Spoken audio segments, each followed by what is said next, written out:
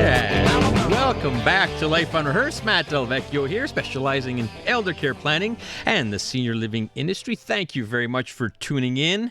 Well, I'm looking at the time here at around 4:36, and take a look outside here, outside the studios, and it's getting dark already. The Sunday after, when the clocks change, it's a little ominous, isn't it?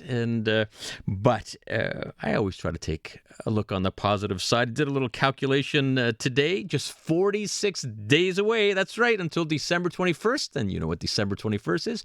That's when the days start to get longer. So hang in there. We got 46 days to go. And I hope you're enjoying your Sunday afternoon. Thanks for taking a little of your time to listen in on Life Unrehearsed.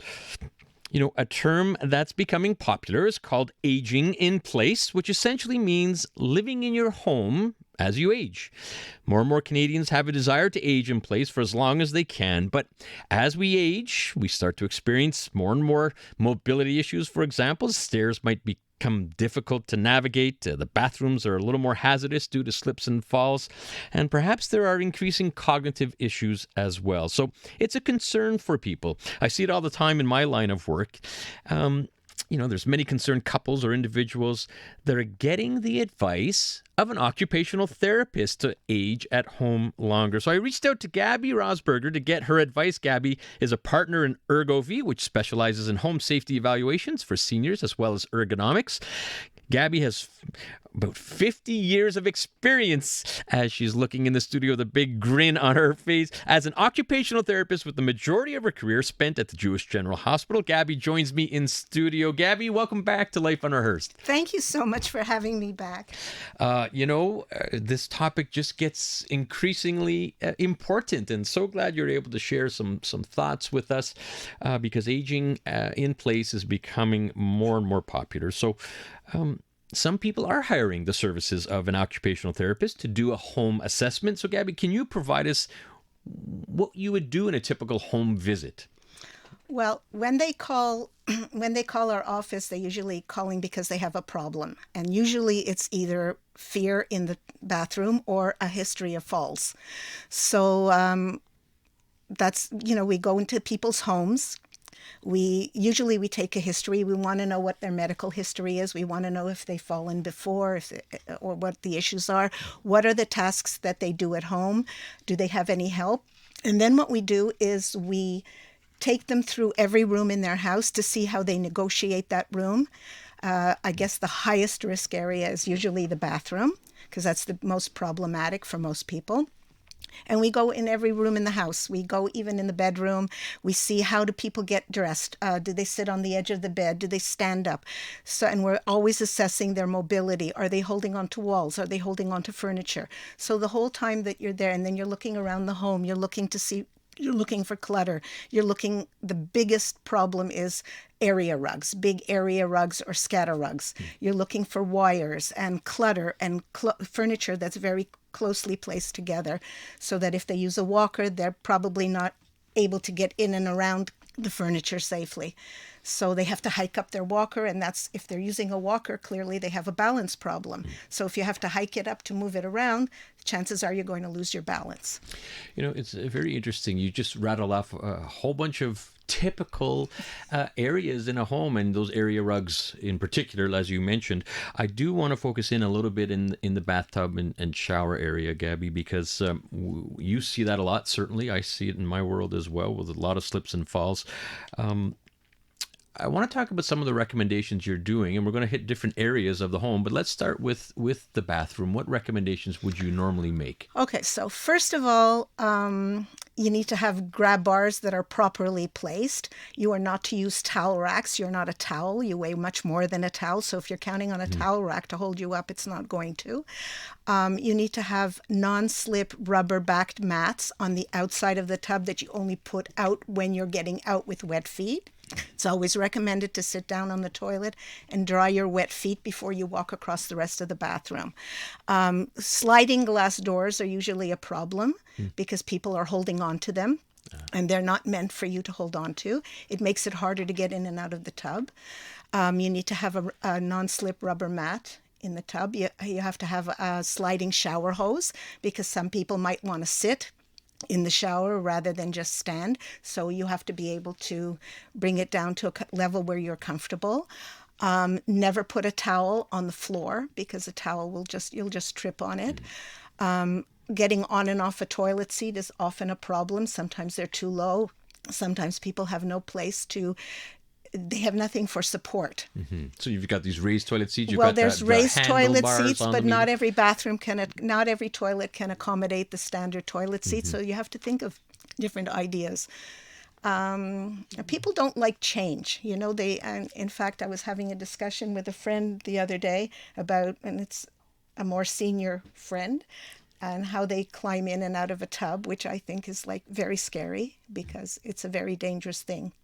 So you're seeing more and more trends for walk-in showers, I guess, with maybe a bench or a chair. Well, I'm not always in favor of the showers. I'm more in favor of having something called the bath transfer bench, where part of the bench is in the tub, part of the bench is outside of the tub. So you sit down outside and you slide over. You can't fall when you're sitting down. And that's a great solution because it's easier said than done. We're going to convert this into a walk-in shower. A lot of people can't do that. Well, it's costly. It's a big renovation, and these transfer benches are just excellent. Talking with Gabi Rosberger, occupational therapist here on Life Unrehearsed. So all that was just focused on the bathroom. Could you imagine? So Gabi, as you're doing your rounds and you're doing your home assessments, outside the bathroom, what are some of your most popular recommendations? Well, like I told you, number one is the area rugs, and that is probably the one recommendation that people, especially women, are most resistant to change. They don't like to take away their area rugs. Another issue is people who sit on the edge of a very soft mattress when they're getting dressed. So they're reaching over or bending over to put on their socks and shoes and to put on their pants, and the bed is dipping, so it's very easy to slide off. How about lighting? I'm hearing a lot about lighting now. Well, lighting is always good to have. What do you call those lights that you plug in? A plug-in light. Yeah. Certainly if you have a tendency to get up in the middle of the night. Right, and have light switches outside of the room so that you can light it up before you actually enter, rather than entering in a dark room and looking for the light switch. How about technology? We're seeing more and more of that. Like what? Well, I guess as simple as, these good old pendants if you fall in. The lifeline, yeah. So the lifeline is a very good thing to have for people who are living alone, particularly. But there is a more updated model which responds if on impact of a fall. So for instance, if you're wearing a lifeline and you pass out, you cannot push the button to activate the emergency call. But if you have a lifeline that works on impact, it will then start the connection to the call. Yeah, very interesting. And the general term is medical alerts, and right. So Lifeline being a brand, but there's many out there, and so it's so true. They've got fall detection, and they're getting more and more popular. I'm even seeing some technology out there where those are wearables, by the way. These medical alert systems. I'm even seeing non-wearables now, where that should be a big trend happening over the years, where there's sensors going around. It was installed in the house where they can sense if there's regular patterns or not so regular patterns, getting up in the middle of the night, heat detection. And so certainly technology is becoming more and more popular, and will certainly be as well. Gabi, there's so much more we could talk about aging at home. And we're talking with Gabi Rosberger, occupational therapist, about how we could age at home longer and safely. Gabi, we have to head out to traffic, but when we come back, we're going to go on the outside of the home. Now we're approaching winter, and there's also high slip and fall risks in wintertime. And you get a lot of requests for couples, individuals that are downsizing from the home into a condo, and you're actually doing a fair amount of work before they do the renovations. They're tapping in to your brain to say, okay, maybe we need to consider this or that. We're going to talk about that after traffic's. Welcome back. You're listening to Life Unrehearsed. Matt Del Vecchio here, and I'm talking with occupational therapist Gabi Rosberger about how we can age at home longer and safely. Gabi brought up some wonderful points inside the house about the bathroom and area rugs and technology. Gabi, we're going to take things outside. We're getting close to winter. And what are some of the high-risk areas outside? Well, summer, winter, spring, and fall in Montreal, the city streets are the worst hazards you can possibly have because the streets are very uneven and unpredictable. I think wet leaves are just as dangerous as the ice. If you see dry snow, that doesn't mean that there isn't ice underneath.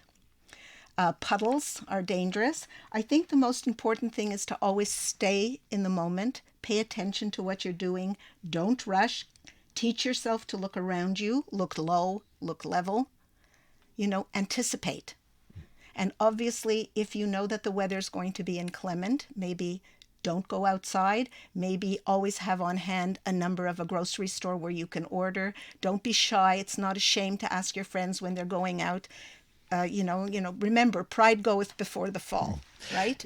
So it's important to be able to get your groceries. Always make sure you have staples at home. So if you're caught short, that you do have things at home that you can rely on, that you can eat. Interesting that you bring this up, and especially since the pandemic, where online ordering is commonplace now. And I never related, safety outside. Well, just avoid going outside if you can, and if you're going outside for groceries, well, we do have the ability to order online. I would imagine footwear also is important. Oh, for sure. Your boots. It's good to have if you can. They're very expensive, but there are boots that have ice grippers at the bottom underneath, but you can also buy ice grippers that you can attach to your boots, and you can get them at the pharmacy, at the shoemaker, Walmart. You can get it really anywhere, and that's probably the least expensive. Wear those all the time walking the dog, especially in the winter time. Very good recommendation. Now, you've mentioned that there's a bit of a trend in aging at home is becoming popular. However, downsizing is also becoming popular. The boomers are aging, and they may be selling their family home and downsizing into either a smaller home or usually into a condo or apartment, even a senior living community. You're being asked when there are renovations to be done prior to a move in their downsize, you're being asked to get your opinion because maybe you can make some renovations and modifications to the place that you're moving to. Is that correct? Well, not only the ones that you're moving to, but I recently had a couple who were not sure whether they should move or stay in place.